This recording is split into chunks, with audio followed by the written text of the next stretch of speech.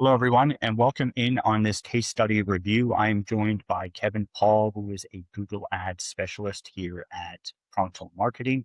And we're going to take a look at this case in which we were able to turn a messy account into $290,000 in revenue pipeline. The first thing that I want to talk about is when we first audited the account, when they came to us, Maze Men's Health actually accumulated over 49 active campaigns. Can you explain why this level of fragmentation was hurting their performance? Absolutely, Justin, and thanks for having me. When we first had a look at Maze Men's campaign, we saw a ton of campaigns, we saw a ton of conversions, and the feedback from Maze was that they were not happy with the performance. So the first thing we dug deep into was the campaign structure and the conversion goals. And what we found was that the campaigns were in many cases duplicated. Maybe not the campaigns themselves, but the keywords. The account was bidding against itself through all these multiple campaigns. And when we looked at the conversion actions, we found that it was not configured properly. You typically want conversion actions to be something specific. In many cases, it's a form submission or a phone call. Sometimes it could be an ebook, but overall, you do need a conversion action that Google can optimize for. And in their case, the conversion actions in some cases were scrolling a certain percent or spending certain amount of time on the page, which are all good metrics to track. But having them as conversion actions on the Google Ads campaign seriously messes up how the campaign performs. And yeah, I think one of the most dramatic things that I witnessed working on this case study is that we were actually able to take those 49 campaigns and shrink it down to 4 campaigns after optimization. Can you walk us through why you made that decision and how you handled the keyword selection as well? Absolutely.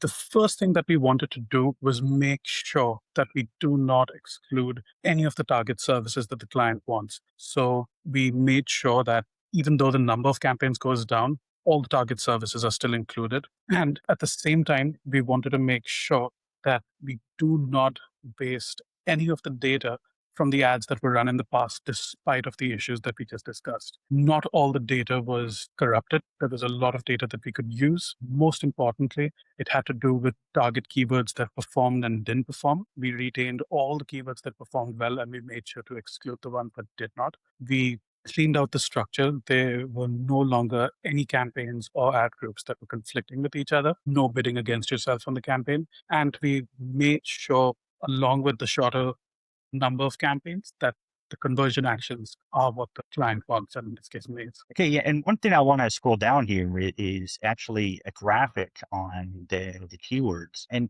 Kevin, can you explain a little bit about what we're looking at here? Absolutely. What we're looking at here is effectively the campaign structure, the way that it stands now, as well as elements of things that we retained.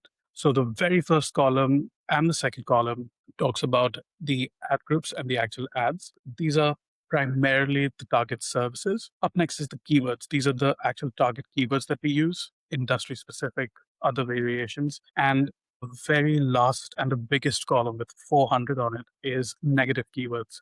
This is a huge part of Google Ads campaigns because negative keywords are what terms you put into your campaign that never show up, that your ad never shows up for. We made sure that we got all the negative keywords from the previous campaign as well as added negative keywords from our side. What this does is make sure that the wasted spend is kept down to a minimal. I think the next thing I want to talk about is, and I kind of learned this, working on the case study as the writer, is I didn't really realize how strict medical marketing is. How did you ensure that the new ad copy and keywords stayed compliant so their ads actually stayed visible? Yeah, this one was tricky, to be honest. Maze Health is in the medical industry, which is already fairly regulated. And for the services that they offer, there's a bunch more regulations that come into play, which don't for other industries. There isn't a one solution fits all. It really boils down to attention to detail. We make sure that we visit Google, the official sources, and get all the relevant policies for clients that fall under these categories. In Maze's case, this included policies around what words could be used, certain phrases that can and cannot be used. And I made sure to go through all the policies and relay it to our teams within Pronto. to make sure that we consistently have the correct content.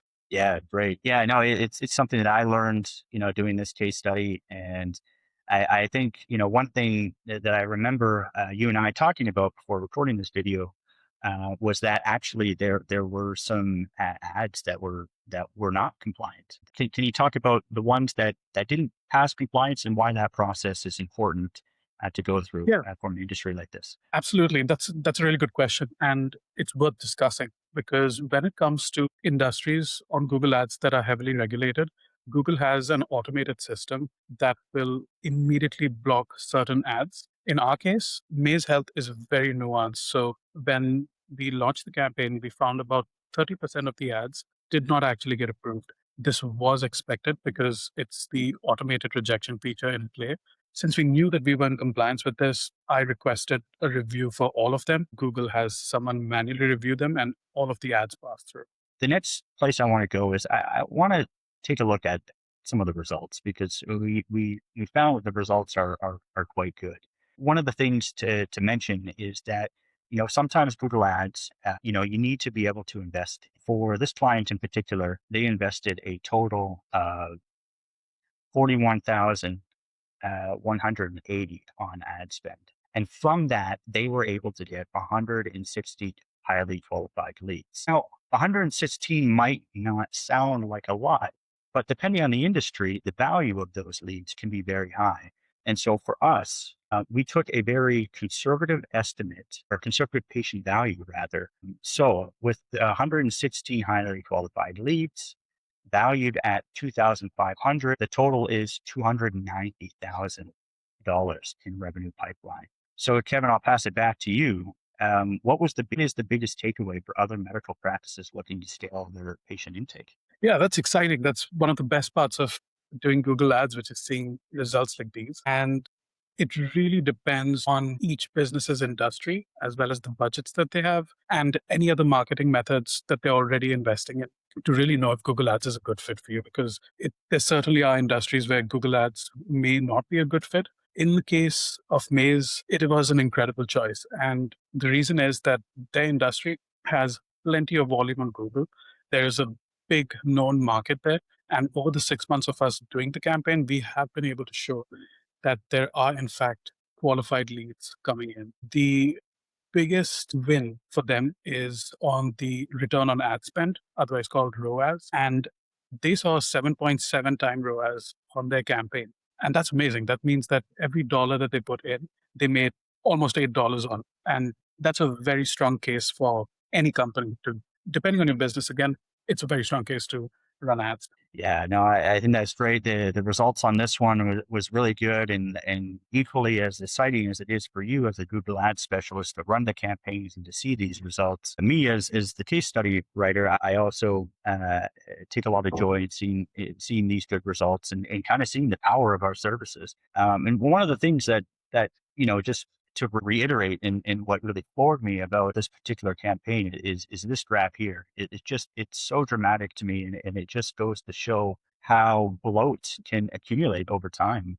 And that bloat can be really destructive to your performance. And when you are spending money like tens of thousands of dollars, for that not to be optimized is a detriment to the company. So to be able to see this graph go from here and to be distilled down to here, it's really cool and exciting to see. I won't take any more of your time, Kevin. I want to thank you very much for walking us through this case study.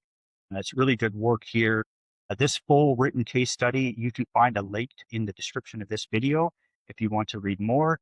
You can also find a link to all of our case studies across our different services. So thank you very much, Kevin, and we'll see you next time. It's been a pleasure, Justin. Thank you. Bye bye.